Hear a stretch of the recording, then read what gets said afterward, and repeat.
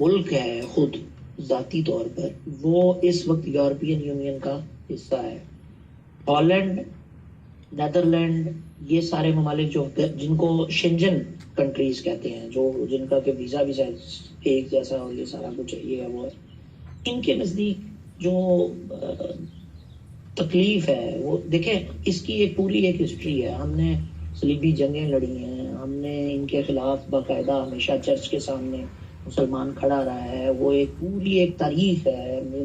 خلافت عثمانیہ کا زوال ہے، پھر اس کے بعد اس کا ٹوٹنا، وہ سارا کچھ ہے. تو یہ ہسٹورک فیکٹس ہیں.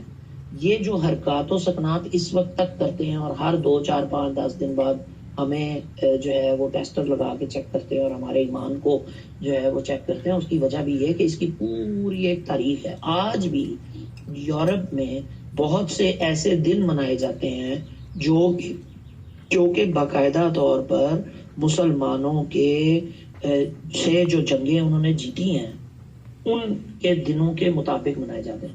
ہمارا نوجوان یہ تمام معلومات، یہ تمام تفصیلات پڑھنے میں انٹرسٹڈ ہی نہیں ہے. ہمارے پاس کوئی ایسا انسائکلوپیڈیا موجود نہیں ہے جو ہمارے بچوں کے لیے ہو. وہ سارے کا سارا وہ انسائکلوپیڈیا ہے جو یورپ ہمارے بچوں کو دے رہا ہے، اور وہی فرنگی خیالات ہیں جو ہمارے بچے انٹرنیٹ سے لے رہے ہیں، کتابوں سے لے رہے ہیں، نصاب سے لے رہے ہیں. کہیں کوئی کام نہیں ہو رہا. ہماری ایجوکیشن فنڈنگ ہو ہی اس لیے رہی ہے یورپ کی طرف سے.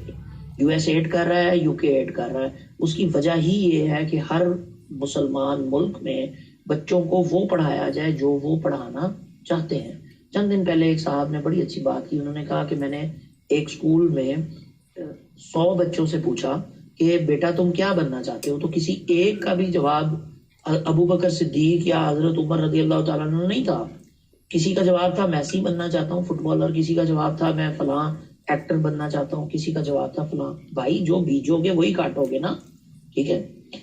اچھا، اب یہ جو سٹنگ آپریشن ہے نا، جو سٹنگ آپریشن مینس کہ علامہ خادم حسین رضوی صاحب اللہ رب العزت نے ہمیں دیا، اور ہماری قسمت کہ اللہ رب العزت نے ہمیں امیر المجاہدین دیا، جس نے لوگوں کے جو جذبات ہیں ان میں ایک تڑپ پیدا کر دی. اور دوسری بات یہ کہ اقبال کیوں چیخا تھا اتنا. میں ہمیشہ یہ سوچتا رہا ہوں کہ اقبال نے اتنی شاعری کی کیوں ہے. خودی نہ بیچ فقیری میں نام پیدا کر، دیار عشق میں اپنا مقام پیدا کر. کیوں وہ بار بار کہتا ہے کہ تو جھکا جب غیر کے آگے نہ تھا تیرا نمن، کیوں کہتا ہے وہ بار بار کہ میں کیوں، سمجھے. اس کی وجہ یہ ہے کہ وہ دیکھ کر فرنگی خیالات روح محمد ان کے بدن سے نکال لو. اس کی وجہ یہ ہے کہ یورپ جب وہ گیا تو اس نے وہاں پر دیکھا کہ یار یہ تو یہ مشن ہے.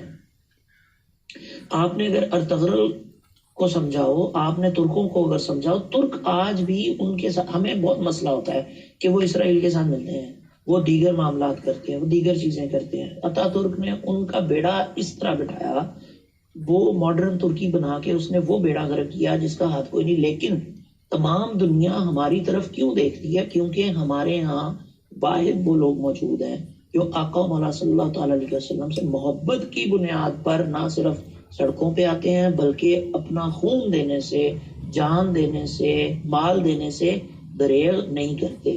ہم واحد ملک ہیں پوری دنیا کا جس کا باقاعدہ جنگ عالم کفر کے ساتھ، یعنی ہندو کے ساتھ، یعنی بت مذہب کے ساتھ، ہندوتوا کے ساتھ باقاعدہ ایک جنگ ہے، نیریٹو ہے، نظریہ ہے جس کے اوپر ہم کھڑے ہیں. ہم دنیا کا واحد ملک ہیں جس کا پھڈا اسرائیل کے ساتھ ہے جو کہ ایک ناجائز ریاست ہے اور نظریاتی بنیاد پہ پھڈا ہے. ہم واحد ملک ہیں جو جب فلسطینی بچہ روتا ہے تو ہمیں ہمارے دلوں میں تکلیف ہوتی ہے. ہم واحد ملک ہیں جس کو کشمیر میں جب کوئی مسئلہ ہوتا ہے، دکھ ہوتا ہے، تکلیف ہوتی ہے تو ہمارے دل دھڑکتے ہیں. یہ پوری دنیا دیکھتی ہے. ہم یہ سمجھتے ہیں کہ دنیا نہیں جانتی، دنیا دیکھتی ہے.